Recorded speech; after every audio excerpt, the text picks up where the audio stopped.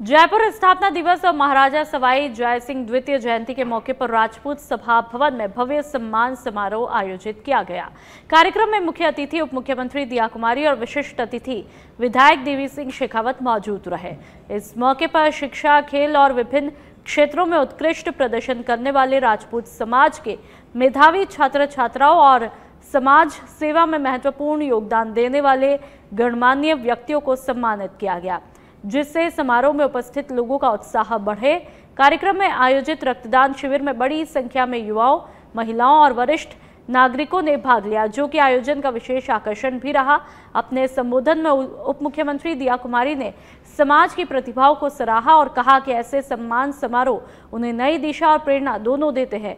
उन्होंने बेटियों को समान मौके देने, विरासत को सुरक्षित रखने और जयपुर को स्वच्छ सुरक्षित बनाने की सामूहिक जिम्मेदारी को आगे बढ़ाने का आह्वान भी किया।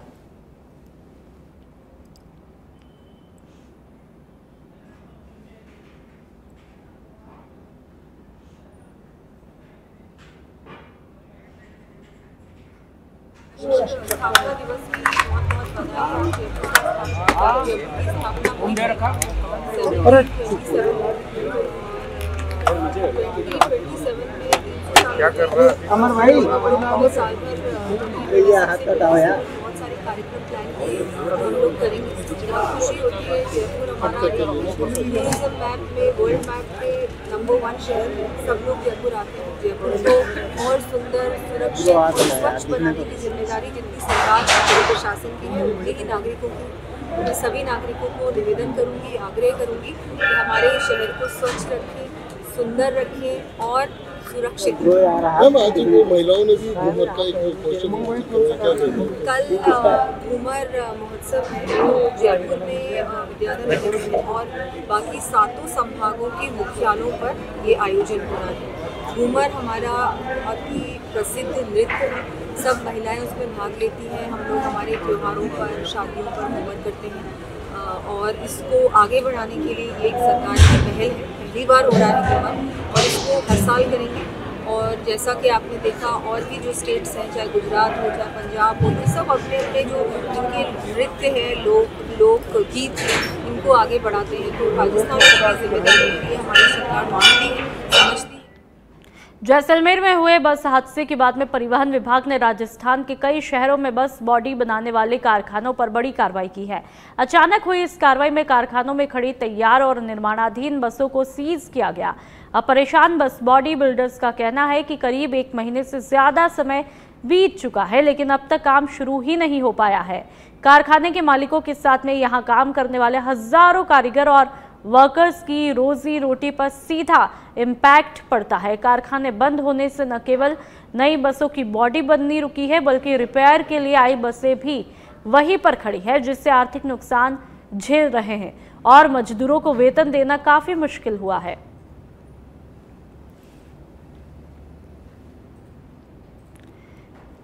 तो यहाँ पर आप देख सकते हैं कि कितनी परेशानी में ये तमाम जो अधिकारी है वो है। परिवहन विभाग और सरकार से राहत देने की मांग यहाँ पर की जा रही है। जैसलमेर हादसे के बाद बस बॉडी बिल्डर्स के कारखाने बंद हो चुके हैं।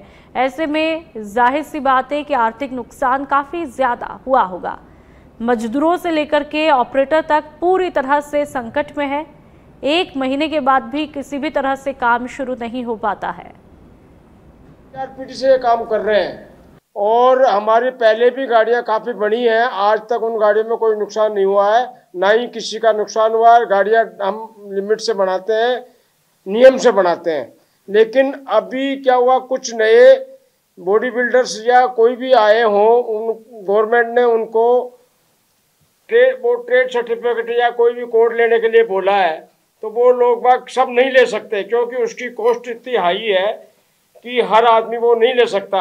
उसमें नए नए बॉडी बिल्डर आ रहे हैं, वो अपना जो भी कुछ बेच बाच के कोड ले रहे हैं। वो गाड़ियां ढंग से नहीं बन रही है। हम 3-4 पीढ़ी से गाड़ियां बना रहे हैं, वो सब ढंग से बन रहे हैं, उनकी आज तक कोई शिकायत नहीं आई। अब हम गवर्नमेंट से चाहते हैं कि हमारा काम वापस चालू किया जाए।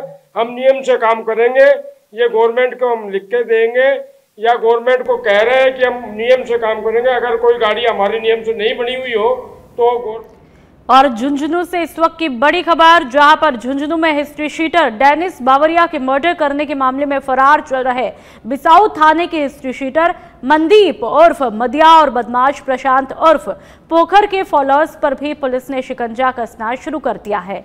झुंझुनू पुलिस ने कार्रवाई के तहत 6 युवकों को और मंडावा पुलिस ने भी 3 युवकों को धर दबोचा है। इन युवकों ने हिस्ट्री शीटर मनदीप उर्फ मदिया, बदमाश प्रशांत उर्फ पोखर समेत अन्य गैंग और बदमाशों के सोशल मीडिया अकाउंट को फॉलो कर रखा था। इसके अलावा पुलिस ने तीनों नाबालिगों की काउंसलिंग भी की है और अब पुलिस लगातार हिस्ट्री शीटर को फॉलो करने वालों पर लगातार कार्रवाई कर रही है। तो अब जो भी हिस्ट्री शीटर को फॉलो करेगा अब उसकी खैर नहीं।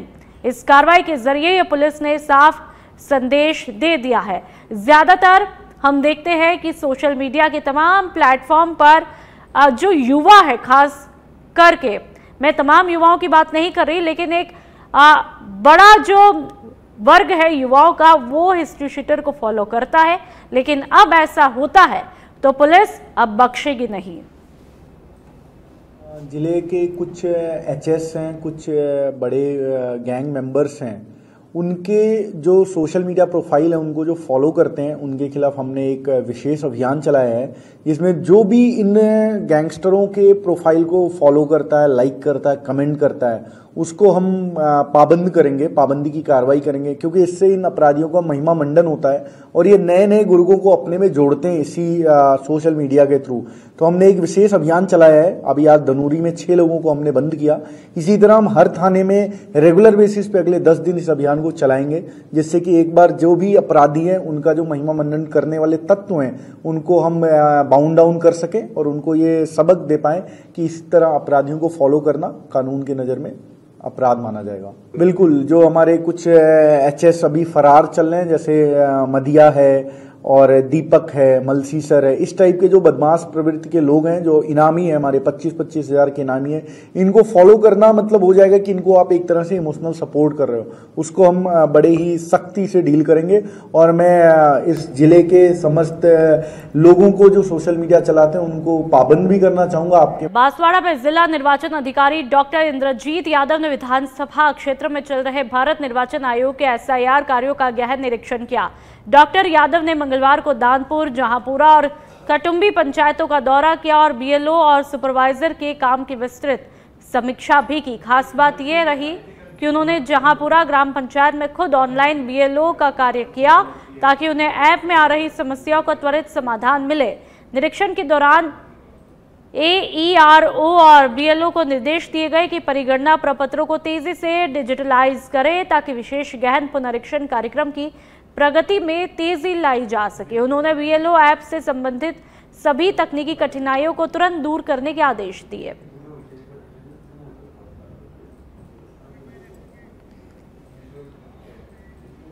जयपुर के जम्मारामगढ़ से खबर, जहां पर दौसा मनोहरपुरा NH 148 पर फिर नजर आया तेज रफ्तार का कहर। तस्वीरें आप देख लीजिए। अलग अलग जगहों पर लगातार 2 सड़क हादसों में 7 लोग घायल हुए। खाटू श्याम जी जा रही श्रद्धालु की कार और ट्रैक्टर में आपस में भिड़ंत हो जाती है। बहुत ही डरा देने वाली तस्वीरें। कार के आगे का हिस्सा पूरी तरह से क्षतिग्रस्त। कार सवार 5 श्रद्धालु गंभीर रूप से घायल। दिल्ली से खाटू श्याम दर्शन करने जा रहे थे श्रद्धालु। सूचना मिलने पर मौके पर पुलिस पहुंची है। पुलिस ने घायलों को अस्पताल में एडमिट करवाया। 3 गंभीर घायलों को जयपुर के SMS में एडमिट किया। और वहीं लुनेठा गांव के पास तेज रफ्तार कार ने भी बाइक को जोरदार टक्कर मारी। हादसे में बाइक सवार 2 युवक गंभीर रूप से घायल हुए। पुलिस के पहुंचने से पहले ग्रामीणों ने दोनों को एम्बुलेंस की सहायता से अस्पताल भेजा। रायसर थाना पुलिस मौके पर पहुंची है। मंगलवार को सुमेरपुर पंचायत समिति के कोसेलाव गांव में राजस्थान ग्रामीण आजीविका विकास परिषद राजीविका के द्वारा रिद्धि सिद्धि CLF परिसर में दीदी की कैंटीन और कस्टम हायरिंग सेंटर के तहत नए ट्रैक्टर का शुभारंभ किया गया। ये पहल ग्रामीण महिलाओं के सशक्तिकरण और कृषि सेवाओं के विस्तार की दिशा में एक महत्वपूर्ण कदम माना जा रहा है। कार्यक्रम का उद्घाटन विकास अधिकारी प्रमोद देवे और प्रशासक सोनी देवी ने किया। इस दौरान दवे ने खुद सहायता समूह की महिलाओं को CHC से मिलने वाले लाभ, आधुनिक कृषि उपकरणों के उपयोग और कम लागत में बेहतर उत्पादन के मौकों के बारे में जानकारी दी। कार्यक्रम में मौजूद महिलाओं में विशेष उत्साह भी देखा गया। समुदाय का मानना है कि नए ट्रैक्टर और कैंटीन से आजीविका के मौके बढ़ेंगे और महिलाएं आर्थिक रूप से और भी ज्यादा मजबूत होंगी।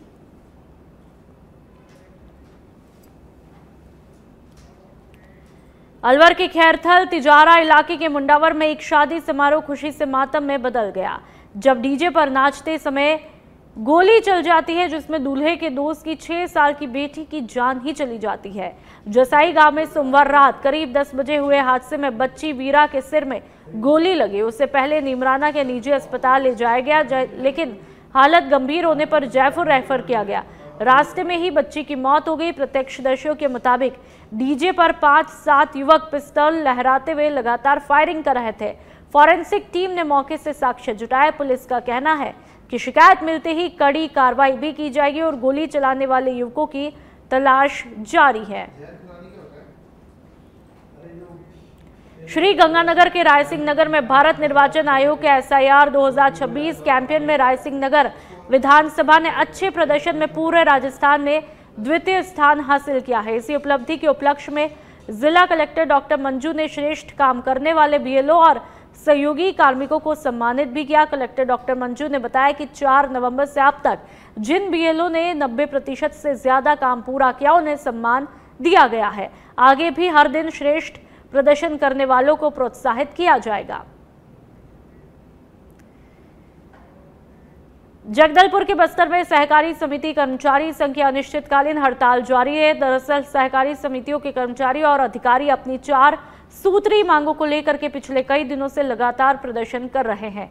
बस्तर संभाग के सभी जिलों से करीब 1500 से भी ज्यादा कर्मचारी इस आंदोलन का हिस्सा बने। इतने बड़े पैमाने पर जुटे कर्मचारियों ने सामूहिक रूप से अपना इस्तीफा सौंपा। सरकार ने कंप्यूटर ऑपरेटरों की सेवा अवधि 9 महीने से बढ़ाकर 12 महीने की थी, लेकिन वर्तमान सरकार ने इसे घटाकर फिर 6 महीने कर दिया है। उन्होंने इसे तुगलकी फरमान बताते हुए कहा कि इससे न केवल कर्मचारियों का भविष्य प्रभावित होगा बल्कि समितियों के कामकाज पर भी असर पड़ेगा। इधर सरकार भी इस मामले पर सख्त रुख अपनाती हुई दिखाई दे रही है। जानकारी के मुताबिक संगठन का प्रतिनिधित्व करने वाले कई लोगों को बर्खास्त भी किया गया है। हालांकि संगठन के सदस्यों का कहना है कि जब तक उनकी 4 सूत्री मांगे पूरी नहीं होती आंदोलन जारी रहेगा। छत्तीसगढ़ सहकारी समिति के ऑपरेटरों का, कर्मचारियों का अनशन कई दिनों से चालू है। अगर देखा जाए तो अभी धान खरीदी चालू हो गई है। प्रशासन एक और बोल रही है कि धान खरीदी ली जाएगी। वहीं देख सकते हैं, मेरे कैमरामैन बताएंगे कि कितनी तादाद में यहाँ पर कर्मचारी हड़ताल पर बैठे हैं। आखिरकार धान खरीदी लेगा तो कौन। यहाँ पे संभागीय उपाध्यक्ष हैं, इनसे बात करते हैं। जी, क्या मांगे हैं और क्या 4 सूत्री मांगों को लेकर यहाँ पर बैठे हैं? मैं सुभाष चंद्र विश्वास, बस्तर संभाग कर्मचारी संघ का उपाध्यक्ष। हमारी 4 सूत्री मांग है, जिसमें पहला मांग है हमें धान सुखद दिया जाए 23-24, 24-25 और अभी फिलहाल आगे का जो खरीदी होगा उसमें भी मान्य किया जाए सुखद का। दूसरा मांग है मध्य प्रदेश सरकार जैसे वहाँ 3-3 लाख का अनुदान दिया जा रहा है, वो अनुदान हमें भी दिया जाए। और छत्तीसगढ़ में हम सेवा नियम के तहत हमने संशोधन करना चाहा कि हमारी सेवा नियम को संशोधन किया जाए और 50% बैंक में जो भर्ती होती है हमारे सोसाइटी कर्मचारी से लिया जाए। और चौथा जो मांग है, हमारे जो धान खरीदी ऑपरेटर भाई लोग हैं 18 साल से काम कर रहे हैं, उनको 6 महीना कर दिए हैं, जो गलत है। तो उसको नियमित किया जाए और कोई भी विभाग तय किया जाए और 6 महीना को साल भर किया जाए। ये हमारी 4 मांग है। मांगों को लेकर आप काफी दिनों से यहाँ पर बैठे हैं। सरकार ने एक और धान खरीदी क्या अल्टीमेट जारी कर दिया है कि धान खरीदी की जाएगी, तो किस स्तर पे सरकार कर रही है और आपकी क्या आगे मांगे हैं? अगर मांगे नहीं मानी जाती तो क्या किया जाए? देखिए, शासन द्वारा तो कदम उठाया जा रहा है। धान खरीदी के लिए शासन की ओर से शासकीय कर्मचारी को दिया गया है कि ये धान वैकल्पिक व्यवस्था के तहत धान खरीदी के लिए उन्होंने व्यवस्था कर दी है, तो उनके द्वारा खरीदी नहीं किए जाने का स्थिति में है। कहीं अभी तक के आपको बता दूं कि कुछ कुछ सेंटर में साफ सफाई हुआ है, बाकी कुछ सेंटर जो है, ये यहाँ की बात नहीं, प्रदेश की बात है, कहीं भी व्यवस्था नहीं हुआ है। और ऑपरेटर को 6 महीने के दिया है, किसी को भी डाल दिए हैं, तो उसको समझ में नहीं आ रहा है किस प्रकार वो कार्य करेंगे। अगर हमारी मांग आपने पूछा कि ऐसे ऐसे है करके, तो मेरा कहना है कि जब तक हमारी मांग पूरी नहीं की जाती है तब तक हम लोग यहाँ डटे रहेंगे, हमारा मांग पूरा होते तक के। और पिछले साल भी इसी मांग को लेकर हम बैठे थे, शासन के द्वारा हमें आदेश दिया गया था जो बिल्कुल ही मतलब क्या बोलते हैं, धोखा साबित हुआ है। उस मांग को माना नहीं गया और वो मान्य नहीं हुआ, और आज हमारे ऊपर डंडा चल रही है। जैसे आपको बता दूं कि कांकेर जिला, बस्तर जिला और 1-2 जिला में कर्मचारी के ऊपर FIR किया गया है। हम घोर विरोध करते हैं उसका कि FIR हमने ऑलरेडी मतलब क्या बोलते हैं, हम इस्तीफा दे चुके हैं। कल के डेट में कि सामूहिक इस्तीफा पूरा छत्तीसगढ़ के कर्मचारी, बस्तर संभाग के हम समस्त कर्मचारी इस्तीफा दे चुके हैं। आज जाएंगे मतलब शासन के पास, जेल भरो आंदोलन का कार्यक्रम है जी। किस स्तर पे ये जेल भरो कार्यक्रम रखा गया है, कहाँ क्या इसकी जानकारी? जी देखिए, मैं बताना चाहूँगा, हम पिछले 3 तारीख से हम यहाँ धरना स्थल में मौजूद है और हमारी बातों को शासन 1% भी अभी तक उनके पास कुछ ना उनके पास ऑप्शन दिया जा रहा है। तो हम क्या करें? हम कई सालों से हम लगातार आंदोलन करते आ रहे हैं, लेकिन इस साल हमारे सहकारी समिति कर्मचारी संघ और ऑपरेटर संघ के द्वारा दोनों ने ये महत्वपूर्ण कदम उठाया है, और जब तक हमारी 4 सूत्रीय मांग पूरी नहीं होती हम धरना स्थल से जाने वाले नहीं हैं।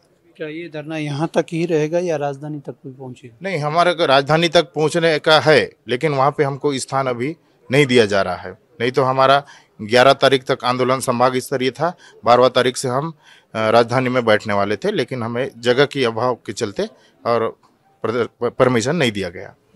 छत्तीसगढ़ में ये मामला काफ़ी बढ़ रहा है। धान खरीदी में ऑपरेटर हो चाहे यहाँ पे कर्मचारी हो, सभी हड़ताल पर बैठे हैं। सरकार ने वैकल्पिक व्यवस्था के तहत व्यवस्थाएं बनाई तो है, लेकिन वो व्यवस्थाएं हकीकत में देखा जाए तो इम्प्लीमेंट नहीं हो पा रही। अब सरकार और कर्मचारियों के बीच ये कब समन्वय बनेगा?